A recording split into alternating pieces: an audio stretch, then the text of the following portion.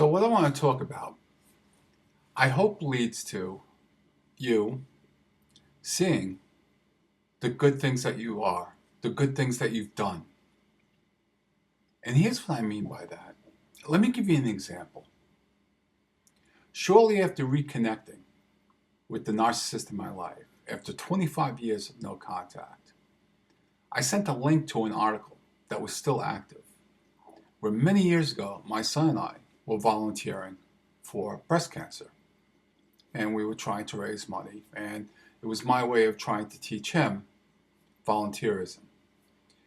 So I sent the link to the narcissist, and the link I got back said, "Nice article.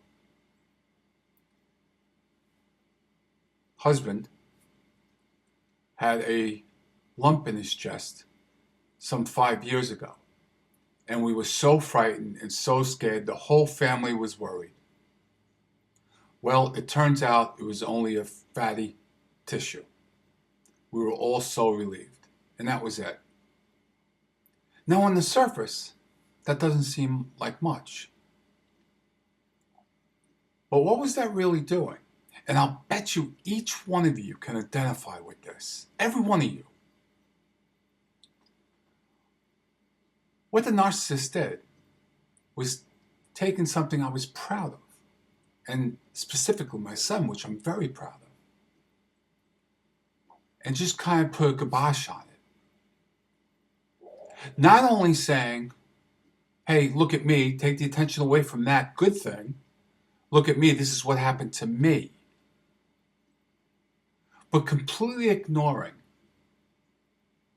that I, in fact, was doing something to better raise my son, to allow him to become a good young man. Completely squashed it. Now, I can give you probably a dozen of those examples, and that's just what happened within my reconnection. That mistake of breaking the no contact rule that I had. But looking back into my childhood, it's happened so many times. I started reconnecting, and I started having more of those aha moments. Oh my God, that's it.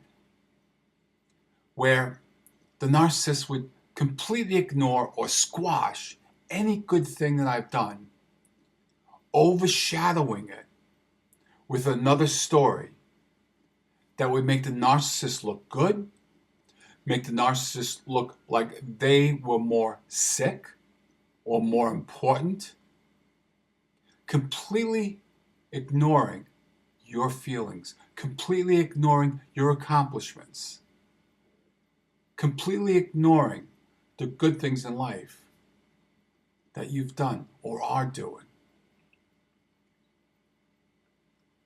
Now try to think about that. And try to recognize it for what it truly is. Here's the narcissist, an empty shell, someone that hates themselves, but still needs that supply to feel good about themselves, that where they can project a better image onto them, where they can take away the attention from over here, you, and place it back on themselves again. Without that, they crumple, wither, and die. Here's what we have done with that information. Well, let me correct that. Here's what I've done with that information. Low self-esteem, low self-pride. Never really saying to myself, yeah, that was pretty good. You did okay with that. Even worse, not wanting to attempt something good because subconsciously it was going to be squashed. It's been years and years buried into my system. Think about all the times where you should have received at least, at the very minimum, acknowledgement for something good or righteous that you may have done, for a good path you may be walking, only instead to have it squashed, the attention ripped away from you and placed on themselves, the narcissist. Well, don't let yourself be robbed of that. Give yourself a break. Take a few minutes. Take some time and think about the good things you've done. I know you have. I know each one of you have. Think about what you may have done for someone else. Think about a goal that you've accomplished. And don't let anyone rob you from that, because even now, even after no contact again for 2.5 to 3 years, I still have low self-esteem feelings. Even when I do something good, something positive, something I've achieved, not accepting praise. Although I'm starting to come out of that fog, I'm starting to really accept that I'm an okay person, that I did some pretty damn good things in my life. I did some things I'm proud of. Made so many mistakes. I always tell my son, you'll never make more mistakes than I have. But who hasn't? But don't let them rob you of accomplishments. Don't let them rob you of the good human things that you've done. If you start recognizing yourself, if you start saying, yeah, I did do a good thing here, or I did reach that goal, or I did this good thing at my job, you're going to start to feel better about yourself. If you don't, you start to feel more negative about yourself. You're going to dig that hole a little bit deeper. You're going to not want to accomplish that goal.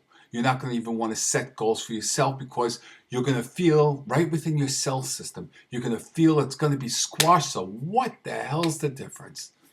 No. That was just a very, very horrifically abusive person, not fulfilling your needs, not fulfilling your accomplishments, and getting supply for themselves. See it for what it is.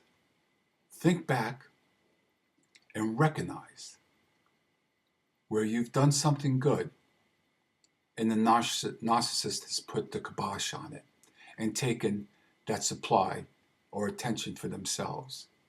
And then immediately go back and say, no, that was something good I did for myself. That was something I did good for someone else. That was a goal that I made. Immediately acknowledge that. And try to do that with several instances. And you're going to see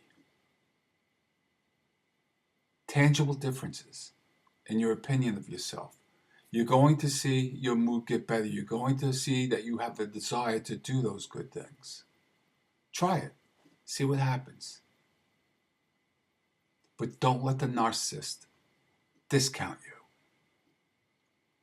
Even if you're in no contact, don't let those tapes discount you. Because you did do those good things. I know you did. I'm wishing you peace today. And I want you to have peace. Seriously. I want you to have this peace in knowing that you are indeed a good person. And you are not what the narcissist has portrayed you to be. You are absolutely not. Thank you.